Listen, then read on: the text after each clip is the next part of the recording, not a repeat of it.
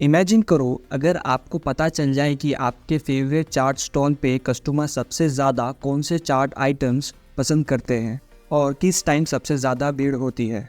क्या आप इस इंफॉर्मेशन से स्टॉल ओनर की मदद कर सकते हो? ये सब पॉसिबल है डेटा एनालिटिक्स के थ्रू। आज की वीडियो में हम ये जानेंगे कि अगर आपको डेटा एनालिटिक्स में करियर बनाना है तो आपको क्या चीज़ें जानना ज़रूरी है। हम इस प्रोसेस को सिंपल स्टेप्स में डिवाइड करेंगे। So let's start. सबसे पहला स्टेप है क्वेश्चंस पूछना।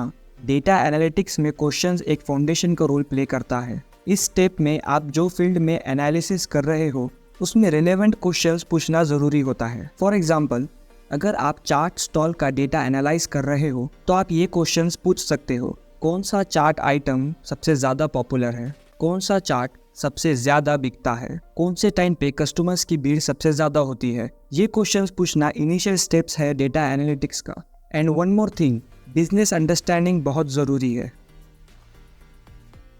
अगर आपके पास डेटा ही नहीं होगा तो आप एनालाइज कैसे करोगे? ये स्टेप में हम वो डेटा गैदर करते हैं जो क्वेश्चंस के हिसाब से ज़रूरी है। ये स्टेप में दो चीज़ों का ध्यान देना बहुत ही ज़रूरी है। पहला, डेटा एक प्रॉपर सोर्स से आया हो। अगर आप चाट स्टॉल से एनालाइज कर रहे हो तो डेटा आप चाट स्टॉल से ही लोगे, ना किसी रेस्टोरेंट से। जो डेटा आप कलेक्ट कर रहे हो, क्या उसमें क्वेश्चंस का आंसर मिल रहा है? 99 केसेस में क्या होता है, जब हम डेटा कलेक्ट करते हैं वो क्लीन नहीं होता।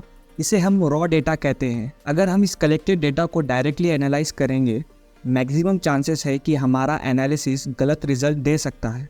तो हम इस कलेक्टेड रॉ डेटा को क्लीन करते हैं, जिसे एक्स्ट्रा स्पेसेस निकालना, कोई ऐसा कॉलम जो काम का नहीं उसे डिलीट कर देना, नंबर्स को एक प्रॉपर फॉर्मेट में लाना और टेक्स्ट को एक प्रॉपर फॉर्मेट में लाना। डेटा क्लीनिंग डेटा एनालिटिक्स में सबसे ज़्यादा टाइम कंज्यूमिंग स्टेप है। जब ये रॉ डेटा क्लीन डेटा में कन्वर्ट हो जाएगा, फिर हम नेक्स्ट स्टेप में बढ़ेंगे। ये है डेटा एनालिटिक्स का मेन पार्ट। ये स्टेप में हम डेटा को एनालाइज करेंगे। जो क्वेश्चंस हमने स्टेप 1 में पूछे थे उन सब का आंसर हम ये स्टेप में फाइंड करेंगे। ये स्टेप में हम बहुत सारे तरीके के एनालिसिस करेंगे, जैसे हर एक कॉलम को सेपरेटली एनालाइज करेंगे और हर एक कॉलम को एक दूसरे के साथ एनालाइज करेंगे ताकि पता लगाया जाए इनमें क्या रिलेशंस है। ये स्टेप में हम डेटा को समराइज़ करेंगे और हम स्टैटिस्टिक्स का यूज़ करके डेटा को समझने की कोशिश करेंगे।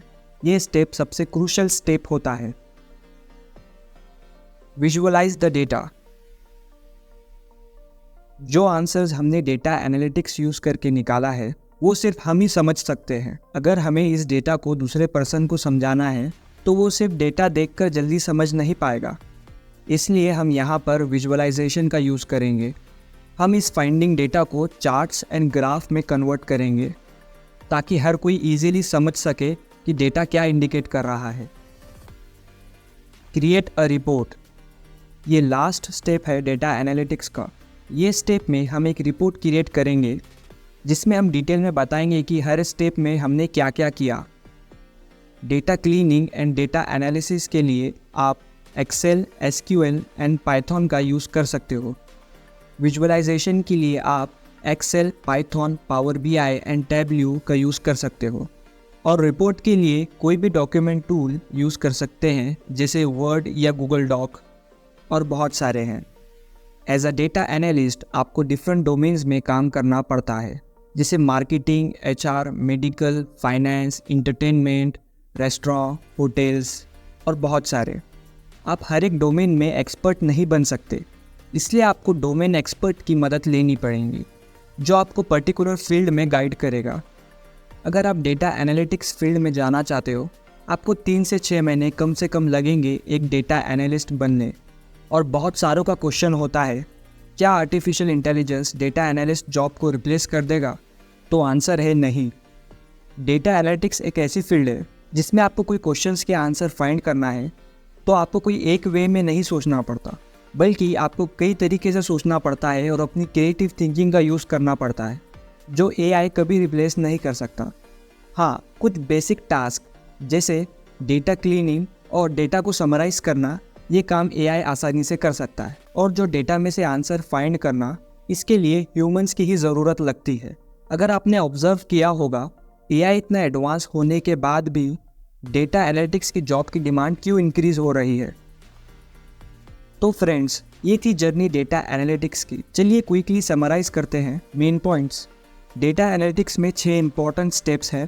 सही क्वेश्चंस पूछना, रेलेवेंट सोर्स से डेटा कलेक्ट करना, कलेक्ट किए हुए डेटा को क्लीन करना ताकि वो एनालाइज करने के लिए रेडी हो, फिर डेटा को एनालाइज करके क्वेश्चंस के आंसर फाइंड करना using statistics and other methods, फिर है फाइंडिंग्स किए हुए डेटा को चार्ट्स और ग्राफ में कन्वर्ट करके इजीली अंडरस्टैंडेबल बनाना, लास्ट में एक डिटेल रिपोर्ट बनाना जिसमें सारे स्टेप्स और फाइंडिंग्स को नोट डाउन करना। डेटा एनालिटिक्स में टूल्स जैसे Excel, SQL, Python, Power BI और टैब्ल्यू का यूज़ होता है। ये टूल्स सबसे ज़्यादा यूज़ होते हैं डेटा एनालिटिक्स में। डेटा को एनालाइज करने से पहले उसकी डोमेन नॉलेज रहना बहुत ज़रूरी है। अगर आपके पास डोमेन नॉलेज नहीं है तो आप डोमेन एक्सपर्ट से मदद ले सकते हैं। ये स्टेप फॉलो करके आप एक सक्सेसफुल डेटा एनालिस्ट बन सकते हैं और अपने चार्ट स्टॉल वाले अंकल को भी काफ़ी मदद कर सकते हैं। अगर आपको डेटा एनालिटिक्स से रिलेटेड कोई डाउट है तो इसे कमेंट सेक्शन में ज़रूर लिखें। अगर आपको ये वीडियो पसंद आया तो इसे लाइक, शेयर एंड सब्सक्राइब करना ना भूलें। फिर मिलते हैं अगले वीडियो में। Thank you.